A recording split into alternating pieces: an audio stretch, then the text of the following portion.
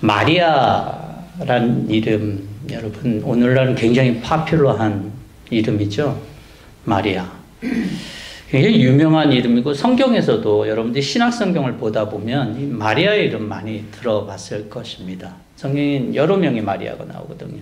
그래서 어떤 마리아인지 헷갈릴 경우도 있습니다. 근데 이 마리아가 구약 성경에서는 다른 이름으로 되어 있어요.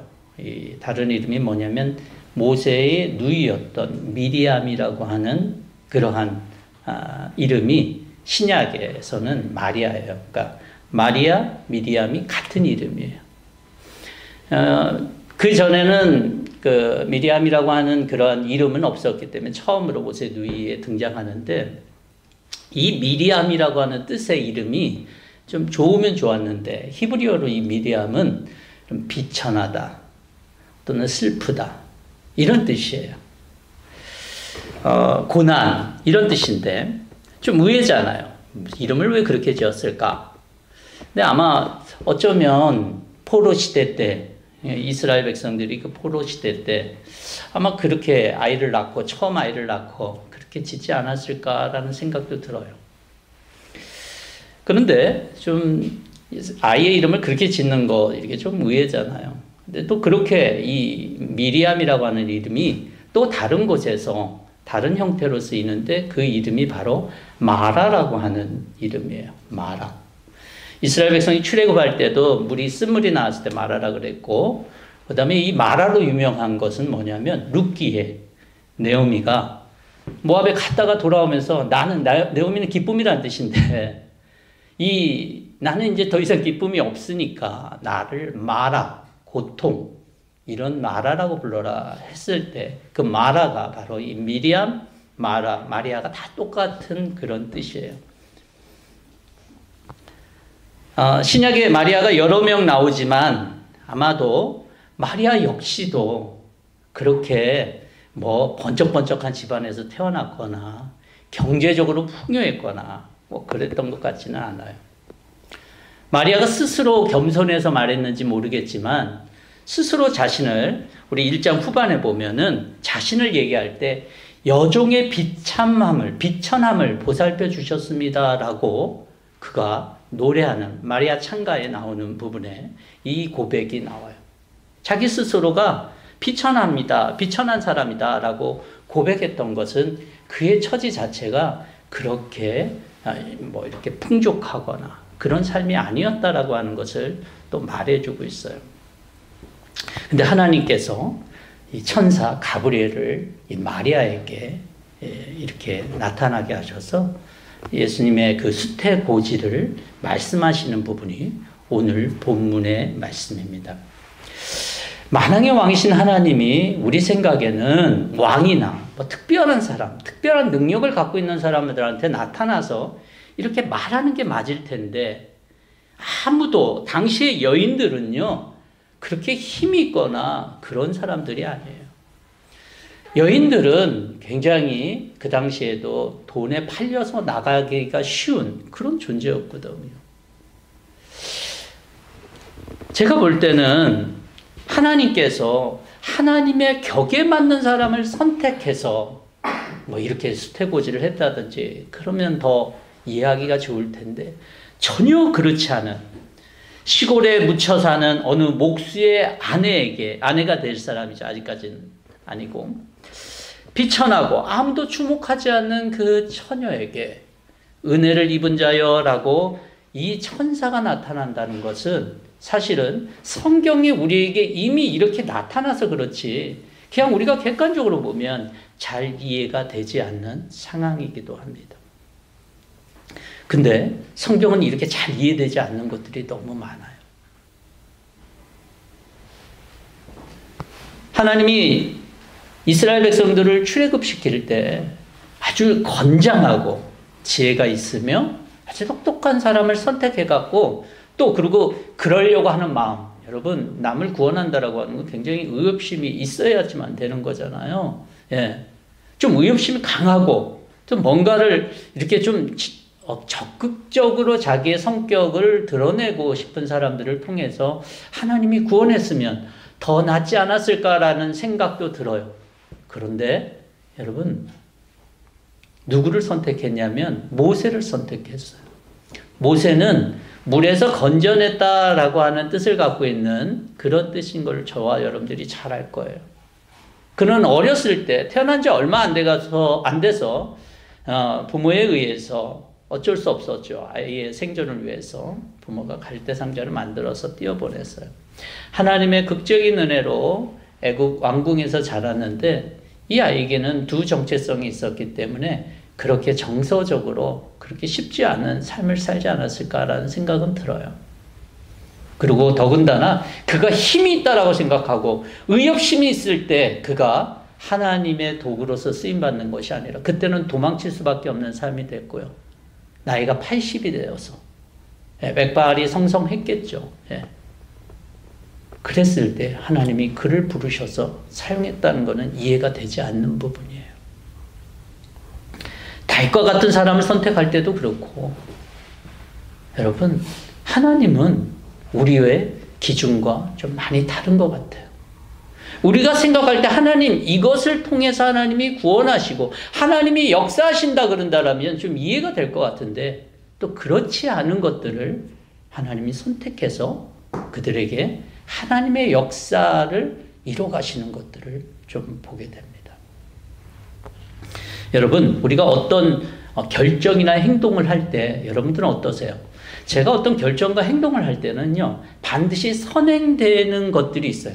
좀 믿을만 해야 돼요. 그 결정이나 행동이. 그렇죠? 예. 여러분들은 안 그러신지 모르겠어요. 예. 근데 대부분의 사람은 그래요. 어떤 결정이나 행동에 믿을만 해야지만 내가 그 결정을 하거나 어떤 그 행동으로 옮기게 돼 있어요. 근데 그것은 모든 사람들이 그러니까 하나님도 그래야 되잖아요. 하나님도 어떤 믿을만 하고 그래야지 어떤 결정이나 하나님이 계획한 것들 갖다 실행에 옮기거나 그럴 거 아니겠어요. 근데 하나님에게는 믿음이 필요 없어요. 그렇죠?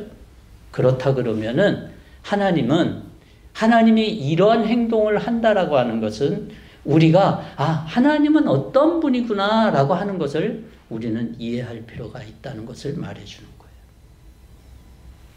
하나님은 어떤 분이시냐면 이 세상에 연약한 사람을 통해서 역사하시고 가능성이 없는 사람들을 선택해서 이 땅에 가능한 일들을 행하시는 그런 분이시다라고 하는 것을 우리는 보여주고 있는 거예요. 우리는 성경 속에서 보는 거예요. 인간의 기준과는 전혀 다르다는 사실을 마리아에게 나타나신 그 하나님의 그런 역사를 통해서 우리가 배울 수 있습니다. 유명한 신학자이죠. 틸리케라고 하는 분이 이런 얘기를 했어요.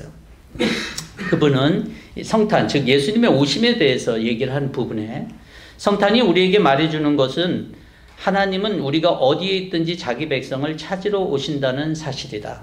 이것이 바로 성탄의 메시지다. 오늘 본문의 메시지이기도 해요. 하나님은 우리가 어디 있든지 나를 발견하고 나를 찾아오시는 분이다 라고 하는 것은 우리의 이 처지와 우리의 상황과 전혀 상관이 없다라고 하는 거예요. 그럼 어디까지 가능할까요? 네, 우리가 절망의 순간, 우리가 절대로 가능성이 없다라고 하는 순간까지도 주님은 찾아오신다라고 하는 거예요. 그런 자들에게도 하나님은 은혜를 입은 자요 라고 충분히 선포하시고 그들을 통하여 하나님께서 역사하신다라고 하는 거예요.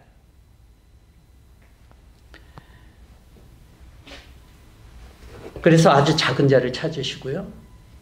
그래서 하나님께서는 99마리의 양을 놔두고 잃어버린 양 1마리를 찾으시고요. 예수님이 오셔서 또 보여주신 것은 과거에 보잘것없는 헌금인데 그것을 하나님께서 받으시고 하나님 나라는 이렇게 시작되는 거다라고 하는 것을 보여주고 있는 거예요. 하나님의 나라가 이렇게 시작됐는데 하나님 나라가 발전하면 좀 달라질까요? 아니에요. 시작이 그랬다 그러면 똑같은 성질을 가지고 가야지만 그게 같은 하나님의 나라일 거라고요. 하나님의 나라는요, 우리가 생각하는 것처럼 강하게 뭔가 눈에 보이는 것으로 시작하지 않습니다. 하나님의 나라는 작고 보잘것없고 연약하지만 하나님이 그들을 선택해서 하나님이 일하시는 것이 바로 하나님의 나라라고 하는 것을 보여주는 어떤 정말 대표적인 그런 본문이다라고 볼 수 있어요. 두 번째로 우리가 살펴볼 수 있는 것은 천사에게 마리아가 이런 얘기를 해요. 아니, 내가 남자를 알지 못하는데 어떻게 이런 일이 일어날 수 있겠습니까? 라고 얘기를 합니다. 그럴 때 37절에서 천사가 이렇게 얘기해요. 하나님께는 불가능한 일이 없다.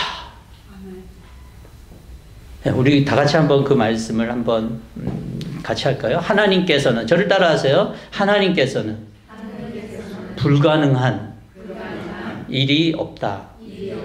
같이 함께 하겠습니다. 하나님께서는 불가능한 일이 없다.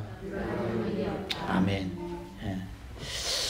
마리아는 우리와 동일한 의문을 가졌어요. 어떤 의문을 가졌냐면, 어떻게 나는 남자를 알지 못하는데 어떻게 이런 일이 일어날 수 있겠습니까? 라고 질문을 해요. 우리가 많은 사람들이 그럽니다. 어떻게 남자와 여자가 어떤 그런 관계를 갖지 않고 어떻게 아이를 낳을 수 있겠느냐?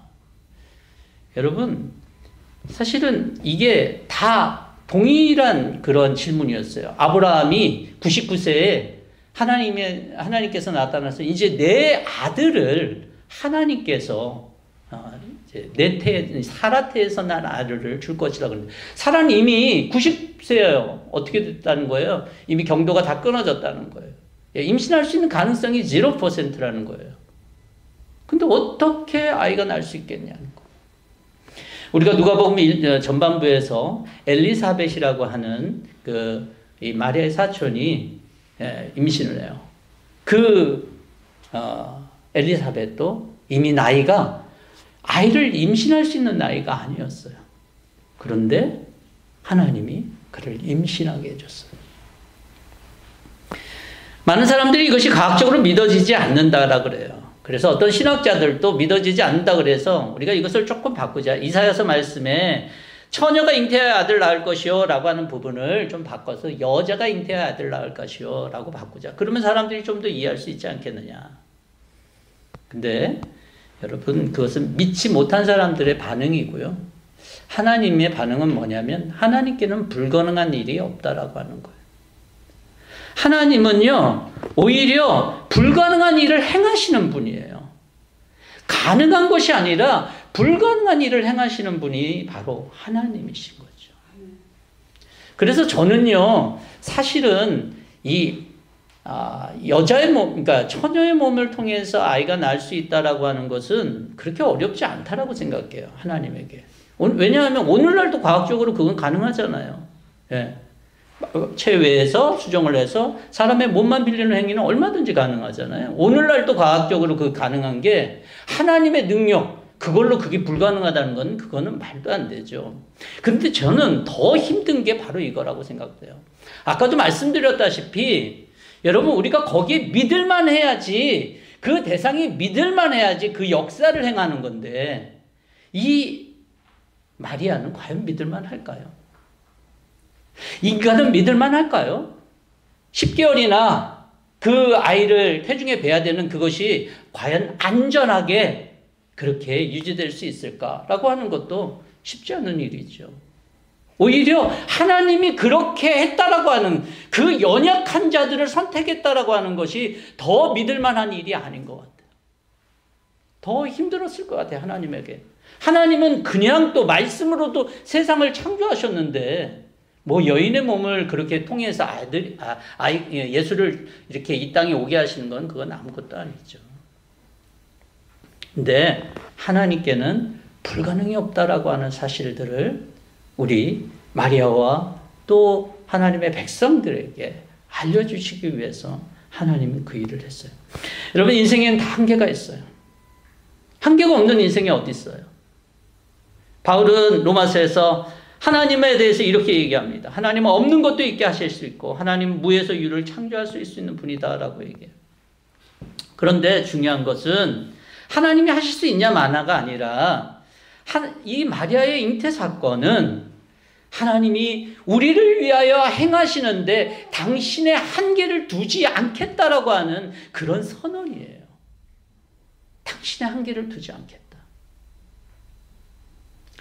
매일같이 생명이 태어나는데 몇십 초에 한 명으로 태어나요. 그렇죠? 그 생명을 누가 주십니까? 하나님이 주셔요. 이런 생명을 주시는 일 아무것도 아니에요. 그런데 더 불가능한 일이 뭔지 아세요? 절대로 불가능한 일이 뭔지 아세요? 하나님이 불가능한 일이 없다라고 말씀하시는 그 부분은 이렇게 생명을 낳고 뭐 처녀가 아이를 낳고 이런 부분이 아니에요. 이거를 통해서 하나님이 하실 일들이에요. 여러분, 하나님이 불가능한 일이 없다라고 하는 첫 번째는 바로 예수 그리스도를 통해서 죄인들을 구원하신다라고 하는 이 일들이 바로 불가능한 일이 없다라고 하는 부분들이에요. 어떻게 죄인이 하나님이 높으신 하나님의 그 어떤 일로 인해서 그 죄인이 생명을 얻고 그 죄가 사해지고 할 수 있는 일이 어떻게 일어날 수 있겠냐는 말이에요. 근데 하나님은 그 일을 하시겠다는 거예요. 예수 그리스도의 보혈의 피를 통해서 우리를 사해 주시겠다라고 하는 이 불가능한 일을 행했다는 거예요. 많은 사람들이 이걸 잘 믿지 못해요. 내가 예수를 믿는다라고 어떻게 내 죄가 사해지겠냐는 거예요. 사실 그건 잘 믿기가 어렵죠. 뭔가 대가를 지불한 것도 아니고 우리가 특별히 하나님 앞에 잘한 것도 아닌데 어떻게 하나님이 그 일들을 하냐는 거예요. 성경은요, 하나님의 무한하신 은혜와 사랑으로 그 불가능한 일을 행하시겠다라고 하는 거예요. 저와 여러분들에게 행했고요. 그래서 저와 여러분들에게는 이전에 없었던 새 생명이 있는 거예요. 예수 그리스도를 믿는 자들에게 생명이 있기 때문에 제가 어디를 갈 수 있다고요? 천국에 갈 수 있다는 거예요. 천국은 죽어서 가는 나라가 아니에요. 내가 이 시간에 내 생명이 있기 때문에 이 생명이 계속적으로 보존되는 곳이 천국이죠. 근데 이 기적과 같은 일을, 이 불가능한 일을 하나님이 하시겠다는 거죠. 여러분, 그리고 하나님께서는 우리에게 같이 동행하시겠다라고 하는 이런 일들이 정말 불가능한 일이죠. 어떻게 영원하신 존재가 나같이 보잘것없고 나같이 비천하고 나같이 아무런 능력이 없는 자들과 함께 할 수 있겠냐는 거예요. 여러분, 이건 정말 기적과 같은 일이죠. 우리가 하나님을 밀어내면 밀어냈지. 여러분, 우리가 그럼에도 불구하고 하나님 우리와 같이 동행하시고 우리와 함께 하시겠다라고, 우리에게 은혜를 주시겠다라고. 어떤 사람들이 하나님 불가능한 일이 없다 그러니까 그러면 하나님 저에게 무슨 마이다스의 손과 같은 것들을 한번 행하셔서 물질이 막 엄청나게, 나는 결코 죽지도 않게 한번 해보세요. 여러분, 이거 하나님께 이렇게 말하는 건요 굉장히 불경스러운 일이에요. 이 일을 했던 사람이 있어요. 누구냐면 십자가 한편 강도가 그랬어요. 누가복음 23장에 보면 예수와 함께 달려있는 제수 중 하나가 이렇게 얘기합니다. 야, 너는 그리스도가 아니냐? 너와 우리를 구원하여라. 이 얘기는 무슨 얘기입니까? 십자가에서 내려오게 하라는 얘기잖아요. 예? 딱딱딱딱 십자가에 박혔던 못도 다 풀고, 아이언맨처럼 그냥 날아서 딱 이렇게 안전하게 착륙하거나, 그러면 야, 너가 정말 그리스도인 걸 내가 믿겠다, 이런 얘기잖아요. 불가능한 거 없다 그러니까, 하나님의 아들이라 그러니까. 여러분, 하나님이나 예수님 우리의 사정을 위해서 존재하시는 밴딩 머신이 아니에요. 그 옆에 있는 한편 강도가 이렇게 얘기를 하죠. 우리는 한편 강도가 주님 나와 함께 낙원에 있게 하라고 하는, 나를 불쌍히 여겨달라고 너가 오늘 나와 함께 낙원에 있겠다는 이 말씀만 유명하지만 그 한편 강도가 맨 처음에 이렇게 얘기를 한 게 사실은 저는 더 주목이 됐어요. 그건 뭐냐면, 똑같은 처형을 받는 주제에 너는 하나님이 두렵지도 않냐? 이렇게 얘기를 해요. 이 얘기는 무슨 얘기냐면, 야, 그 말은 예수님을 경외하는 게 아니라 하나님을 모독하는 거고 하나님을 욕하는 건데 넌 그게 두렵지도 않냐, 이런 뜻이거든요. 능치 못한 하나님의 능력은요 그런 것들을 위해서 사용되는 것이 아니에요. 왜 하나님은 능치 못한 능력을, 그것을 그 시간에 예수 그리스도를 이 땅 가운데 낳게 하셨는가? 그것은 하나님의 무한하신 경륜과 지혜 속에서 이루어질 일이겠지만 중요한 것은 저와 여러분들의 죄의 문제를 해결하기 위해서 하나님이 그 불가능한 일을 행하셨다라고 하는 거예요. 그래서 오늘 저와 여러분들의 삶은요, 예수를 고백하고 내 마음에 죄사함과 하나님이 내게 주신 새 생명이 있음을 믿는 삶은요, 이미 불가능한 일이 일어난 삶이라는 거예요. 너무나도 놀라운 삶이라는 거예요. 이영표 씨가 이렇게 조그만 유튜브 쇼츠를 제가 봤어요. 그런데 이영표 씨 알잖아요. 이 사람도 굉장히 기독교에 대해서 안티했던 사람이고 욕했던 사람이라고 그 간증에서 그러더라고요. 근데 교회 나가면서 성경 공부를 하는데 성경 공부를 통해서 자신이 깨달은 것 중에 하나를 이렇게 얘기를 하더라고요. 그 당시에 많은 사람들이 예수 그리스도를 봤는데 그 사람도 안 믿더라고요. 그러면서 이제 간증 중에 하나의 쇼트였어요. 아, 예수를 믿는 건 보는 거를 믿는 게 아니네요 라고 하는 것을 그가 고백을 하더라고요. 여러분, 우리가 보여지고 들려지고 또 뭐 우리가 경험되어져서 여러분 믿음을 간주하십니까? 아니에요. 하나님이요, 놀랍게 불가능한 일을, 말도 안 되는 그 일을 저와 여러분들 가운데 행했기 때문에 저와 여러분들이 이 자리에 앉아 있는 거고, 저와 여러분들에게는 믿음을 갖고 하나님을 찬양하며 하나님 앞에 예배하고 하나님의 사람으로 살 수 있는 거예요.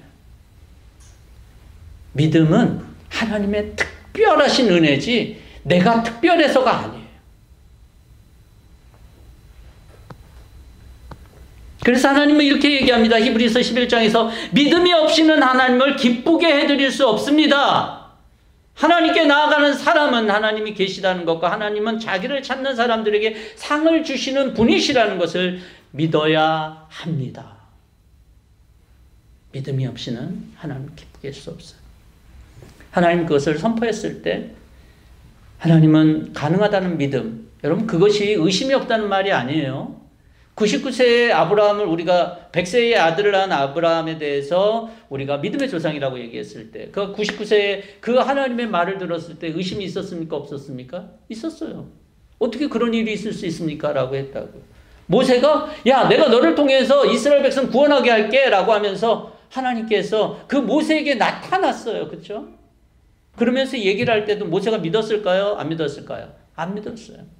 기드온이 하나님이 구원한다 그랬을 때 믿었을까요? 안 믿었어요? 안 믿었어요. 다 의심이 있었다고요. 우리는 다 의심이 있는 사람들이에요. 그런데 우리가 그럼에도 불구하고 하나님은 불가능한 분이 불가능한 것이 하나님에겐 불가능한 일이 없다라고 하는 그 믿음을 우리가 의탁하게 되면 놀라운 그런 믿음이 하나님의 은혜로 우리 가운데 생긴다는 거예요. 그래서 여러분, 믿음은 우리 이해로 돼서 믿어지는 게 아니에요. 하나님의 말씀과 하나님 말씀이 하나님의 은혜로 우리 속에 믿어지는 것인데, 이 하나님의 믿음의 역사가 저 여러분들 가운데 있기를 바랍니다. 세 번째로 보면 하나님께서 이 마리아의 하나님 본문 속에서 마리아의 반응을 보면요, 이거예요. 38절에 보십시오. 나는 주님의 여종입니다. 당신의 말씀대로 나에게 이루어지기를 바랍니다. 우리 같이 한번 읽겠습니다. 당신의 말씀대로 나에게 이루어지기를 바랍니다. 다시 한번 하겠습니다. 당신의 말씀대로 나에게 이루어지기를 바랍니다. 여러분, 이렇게 순종하면 가장 손해볼 사람은 누굽니까? 여기에서? 마리아죠, 마리아. 왜요? 만약에 자기가 이것을 받아들이고 그런다 그러면 요셉이 가만히 있을 수가 없잖아요. 요셉뿐만 아니라 그 당시의 사람들은 이렇게 남자를 알지 못하는 처녀가 임신을 했다 그러면 요셉이 그것을 선포하잖아요. 그럼 이 마리아는 그날로 돌 맞아 죽을 수밖에 없는 거예요. 그렇죠? 마리아는 손해볼 수밖에 없어요. 이거 순종한다는 것은 목숨 거는 일이었거든요, 마리아에게. 마리아는 그 당시에 지금 천사를 만날 때 뭐 자기 가운데 무슨 몸의 변화나 이런 게 있는 게 아니잖아요. 아무런. 그리고 보장되는 아무것도 없었어요. 자기가 죽음을 각오로 하고 그 순종이라고 하는 것은 그냥 단순한 순종이 아니었다라고 하는 거예요. 그는 순종을 통해서 어쩌면 죽을 수도 있는 이 모든 일들을 여러분 각오를 해야 됐다는 거예요. 근데 마리아가 참 대단한 것은 말씀대로 나에게 이루어지기를 바란다라고 하는 그런 고백을 했다는 거예요.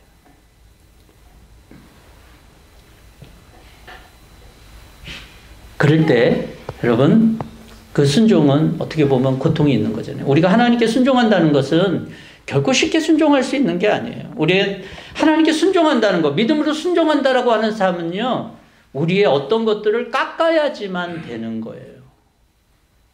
그렇지만 하나님의 말씀대로 나에게 이루어지기를 바란다라고 하는 그런 믿음의 순종은요, 놀라운 예수 그리스도라고 하는 그러한 분을 통해서 이 땅에 구원을 이루는 그런 역사를 이 여인이 열었던 것처럼 저와 여러분들에게도 그런 순종이 있다라면 하나님은 저와 여러분들을 통해서 이 땅에서 새로운 구원의 역사를 이뤄갈 줄로 믿습니다.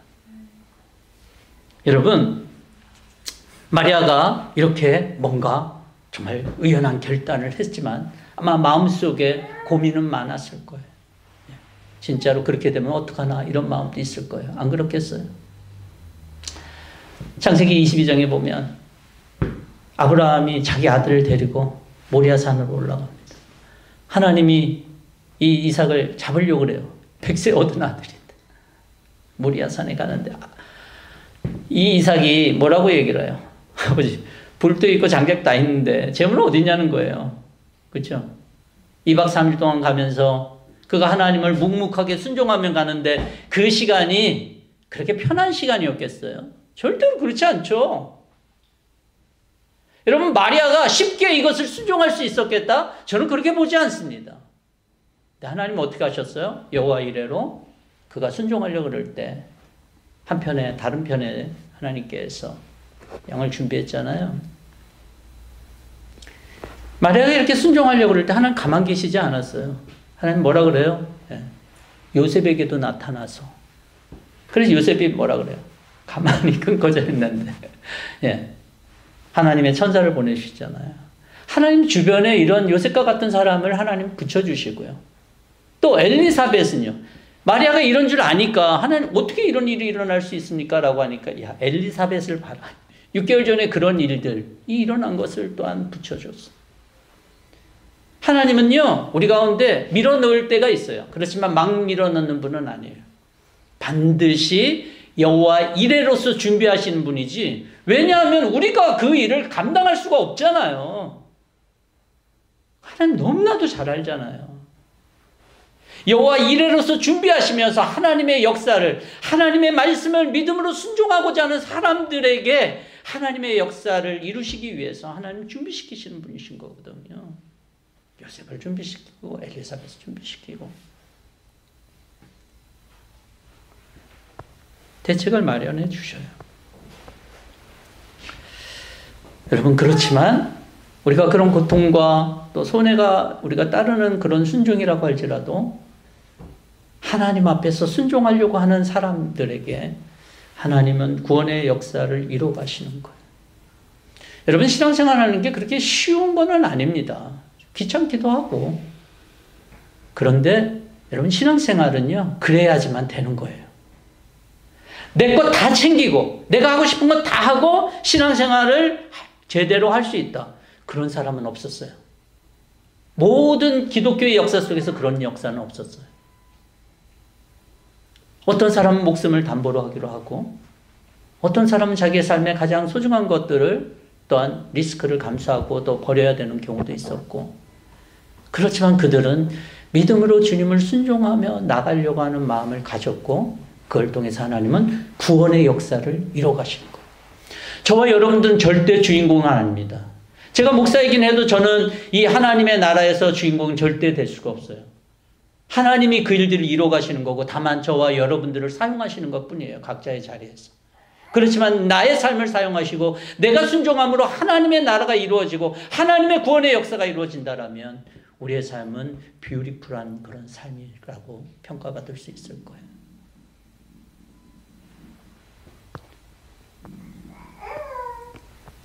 마리아가 이런 순종을 했다 그래서 그 여인은 성모가 될 수는 없어요. 천주교에서는 이 여인을 갖다 성모라 그러는데 여러분 성모가 될 수가 없습니다.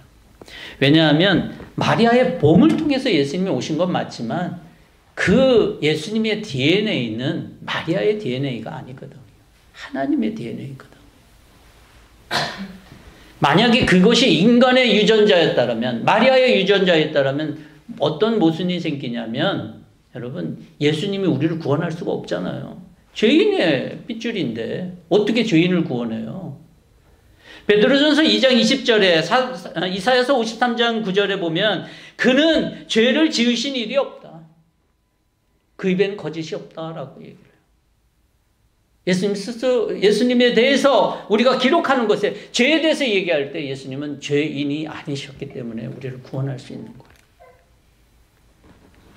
죄가 없으신 예수님만이 우리를 사할 수 있고 오늘날 우리가 십자가의 보혈을 통해서 우리의 죄가 씻을 수 있는 이유로 믿는 이유도 예수님이 죄가 없으시기 때문이죠. 여러분 예수를 믿을 때 때로는 순종하면서 또 우리가 버려져야 할 것이 있죠. 그것은 우리가 때로는 우리의 마음속에 믿음으로 버려져야 될 것들, 하나님이 순종하는 것이 우선순위에 있어서 버려져야 되는 거라면 버려질 수 있도록 또 결단해야 될 것입니다. 마리아처럼 하나님의 능력을 믿고 따르면서 하나님의 파격적인 은혜와 사랑, 우리가 그것이 우리 가운데 부어질 것들을 믿고 순종하는 저와 여러분들이 됐으면 좋겠어요. 그럴 때 하나님 이 땅에서 그 구원의 역사를 계속적으로 이뤄가실 것이라고 믿습니다. 그 구원의 역사를 위해서 우리가 쓰임받는 저와 여러분들이 될 수 있기를 주의 이름으로 축원합니다. 같이 함께 기도하겠습니다. 주신 하나님 감사합니다. 믿음으로 주님 앞에 나가는 주의 백성들의 삶 가운데 하나님의 은혜를 주시고, 하나님 우리는 너무나도 연약하고 하나님 우리를 왜 주목하는지 모르겠지만, 우리를 선택하신지도 모르겠지만, 우리의 연약함과 죄악감에도 불구하고 우리를 선택하시고 하나님의 백성 되게 하시고 또 하나님의 그 불가능한 능력을 우리 가운데 행하신 이 은혜를 인해 감사드립니다. 하나님의 이 은혜를 믿고 하나님의 말씀대로 순종하며 우리의 삶을 통해서 구원자 되신 예수 그리스도의 구원의 역사를 이뤄갈 수 있는 하나님의 나라로서 하나님 우리의 역할을 감당할 수 있는 뿌리 깊은 성도들 모두가 되게 하여 주시옵소서. 감사하며 예수 그리스도의 이름으로 기도하옵나이다. 아멘.